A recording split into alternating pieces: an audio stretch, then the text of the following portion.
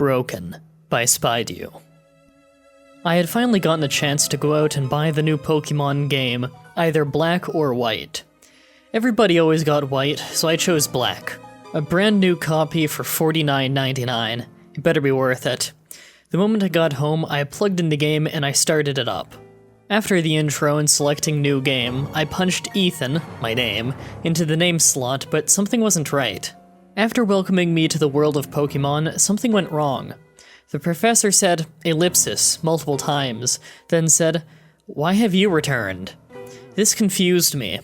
I have never played this generation of Pokémon, but I have played several of the older ones. Most of the game went on as normal, the texts of other characters seemed fine. However, about half an hour into the game, my sprite randomly stopped and then said what the professor had said. "Why did you return? You said you would not return. What are you trying to do?" I called my brother upstairs to show him the text, but when he arrived, I could move again and he said the creepypastas were getting to my head. So, I continued on. About 5 minutes later, my sprite paused and began talking to me again, saying, "It's only been a week. Why did you return?" I was a little scared at this point, and thought it was a hacked game. I returned it and got a new one, untouched like the last.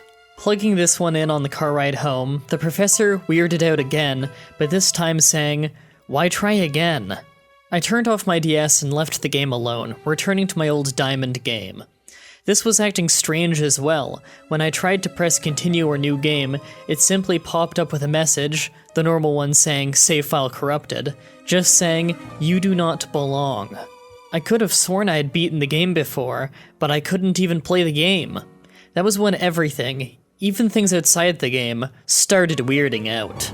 My phone kept receiving texts from unknown sender saying get out, and whenever I tried to respond, my phone would ask me to input a phone number, which was not available. So I got up and tried to open my door. It was jammed. Weird, since the door only jams during the summer.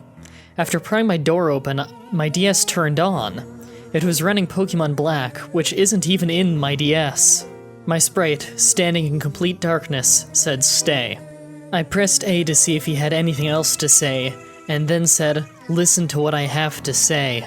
Continuing with the strange conversation, this is what came up. "Do you not remember who you are? How did you get there?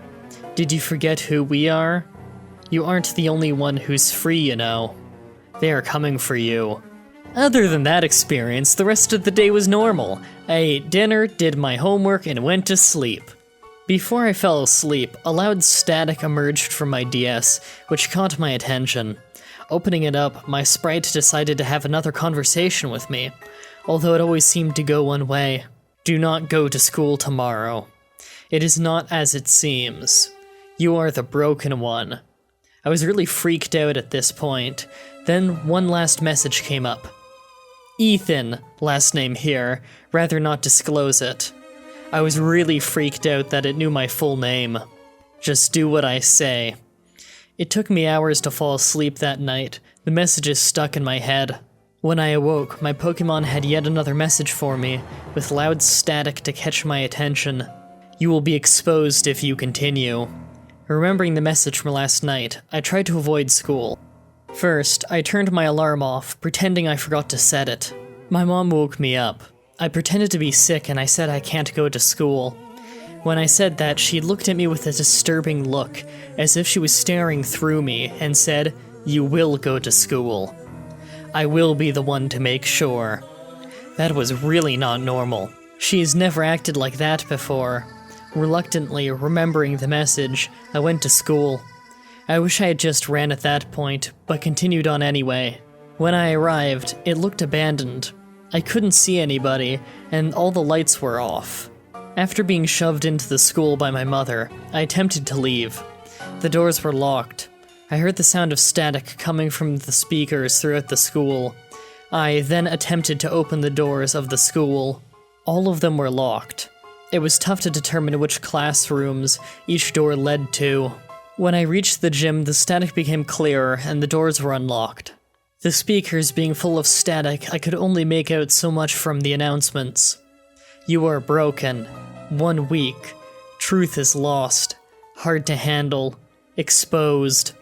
Then the clearest message came on, as if echoing from inside my head. Everything is a lie. Now I was freaking out, yelling, pounding on all possible exits trying to get out. The static grew louder, and I could hardly think. My head hurt so much, and I lost the ability to speak over the speakers. The world was spinning, and then a man in a white lab coat resembling Professor Oak from the First Generation series approached me. Although it wasn't actually him, but it was really close. Everything he said was a blur, and what he had to say was very weird. It almost seemed to puncture through the static. You do not belong here. There was a group of scientists analyzing the possibility of artificial life, which reached a scientific breakthrough. They tested it with a normal Pokémon game and brought one to life about a week ago. After reaching this world, we gave it protection, people who understood what it was and the importance of the breakthrough. Experts in the field, they took care of it, and the Pokémon bonded with them, thinking they were its real parents. However, in this world, there was a strange effect on the creature. With its ability to take on human form, it was not difficult to conceal, but the Pokémon developed memories of things that never actually happened. It took events it saw or experienced and built itself a past. It learned too much, how to act like us, how to be one of us, but it had lost its original form. It had forgotten. It believed it was human. All the other games made after this had a strange effect. They all seemed to respond to any of these Pokémon from reality, and would respond differently than the normal game. This was to warn them, telling them to be careful, since most of them are created by accident and were to be removed. The game acted normally for humans, however, and did nothing different than the normal games.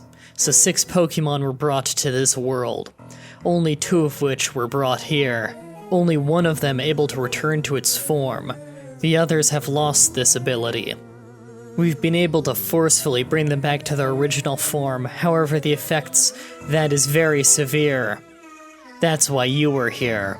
There are so many Pokémon missing, 3 of them Zorua, and we have finally found one with its true form. My head, my body ached. I couldn't speak, move, or think. The static was so loud, my ears were bleeding. I lay crumpled on the floor, shaking, covering my ears, vision slowly fading. The moment before I passed out, I heard him say one last thing. This was the only thing I can remember of my past anymore. You're that one. That was broken. Final thoughts? Wow, this one. I guess I'll start with the good. The twist at the end was so stupid that it made me laugh. It gave me the gift of laughter, does that count? I don't think I saw any typos in the story, there we go. For the bad, I'll just sum it up and say the entire story. I can't even single out any specific moment. The whole thing was just full of generic and stupid Pokémon creepypasta tropes that didn't work the first time. That's it for this creepypasta and the 3rd day of the 3rd 7 Days of Creepypasta special. Tune in again tomorrow when we tackle another highly requested story with Lavender Guilt. If you want to write your own story, help peer edit a story, or even just read the stories early, check out the description where you'll find a link to the creepypasta section of my forum. You'll also find a link to the playlist of every creepypasta reading I've done. If you're interested in keeping up with my blog posts, join the Facebook page linked below. Remember that if you want your story to be read on the show, you must stay active on your post on the forum as well as read the forum rules. Thank you all for watching, and until next time, sweet dreams.